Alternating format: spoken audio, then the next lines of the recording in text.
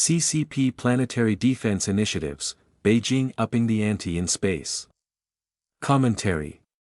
Chinese leader Xi Jinping's latest claim of selflessly trying to save the world has taken the form of a planetary defense system that, not surprisingly, can also be used to target the United States and its allies, posing a threat to national security.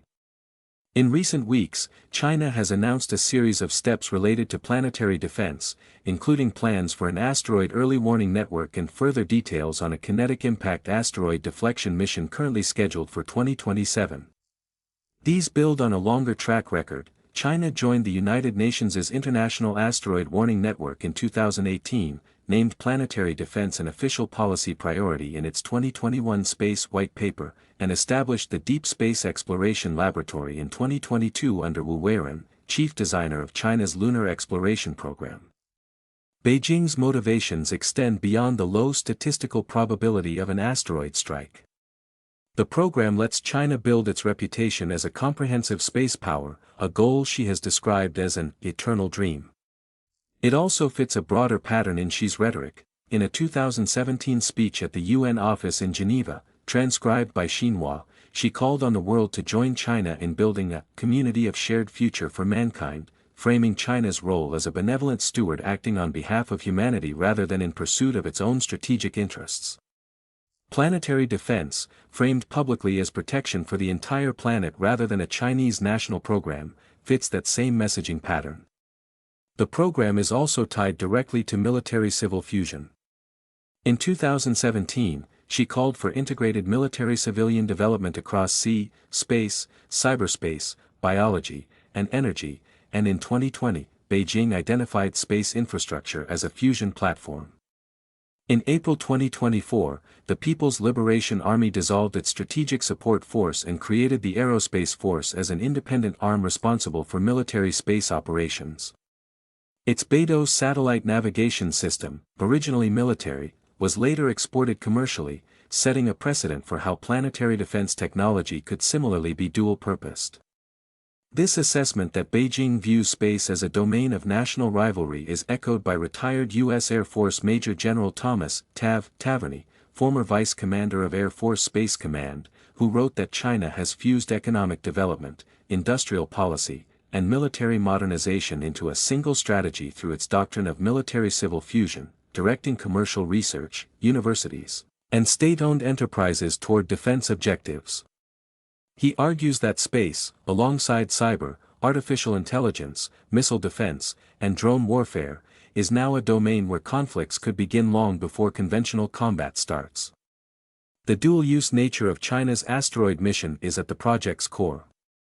China's plan pairs a kinetic impactor spacecraft with a second spacecraft that monitors the strike at close range. The kinetic impactor is built to strike a small, fast-moving target with enough precision to alter its trajectory. That precision strike capability presents the identical engineering challenge as building a weapon that rams into and destroys or disables a satellite. The second spacecraft's job is to fly close to the impact and track it in real time. That close-range monitoring technique is the equivalent skill needed to approach, shadow, and monitor another country's satellite in orbit, including U.S. military and intelligence satellites. In other words, the mission tests two capabilities at once: a strike system that can double as an anti-satellite weapon, and a tracking system that can serve as a means of surveilling adversary satellites. The space ground monitoring network that China has described as its early warning system compounds the concern. A sensor constellation built to detect, track, and calculate the orbit of small, faint, fast-moving asteroids is functionally the same architecture needed to locate and target adversary satellites. The 2026 U.S. Annual Threat Assessment states that China has eclipsed Russia as the primary U.S. competitor in space and is building counter-space capabilities specifically to contest U.S. space dominance by targeting the satellites the U.S. military depends on for GPS, missile warning, communications, and precision strike. U.S. Space Command's own posture statement to the House Armed Services Committee names China directly as the pacing threat, noting China operates more than 500 intelligence, surveillance, and reconnaissance satellites that enhance the PLA's ability to find, track, and target adversary forces, and flagging China's 2025 launch of the dual-use Shijian-25 satellite, which conducted an on-orbit docking with another Chinese satellite, the kind of rendezvous and proximity operation that mirrors the tracking capability at issue in the asteroid mission. Space Force's 2040 vision document anticipates that the United States will need to operate alongside tens of thousands of satellites by mid-century, specifically to maintain an edge against Chinese and Russian counterspace advances. The U.S. response to China's new space weapons program has centered on accelerating its own counterspace and space domain awareness capabilities. Space Force Chief of Space Operations General B. Chance Saltzman reported that the service is deploying electronic satellite jammers and building out a full range of counterspace capabilities. Saltzman stated that the objective is for the U.S. military to dominate in space and to deter conflict in space and to win decisively if called upon. That posture follows direction from Defense Secretary Pete Hegseth, who has set space dominance over China and Russia as an explicit Pentagon goal.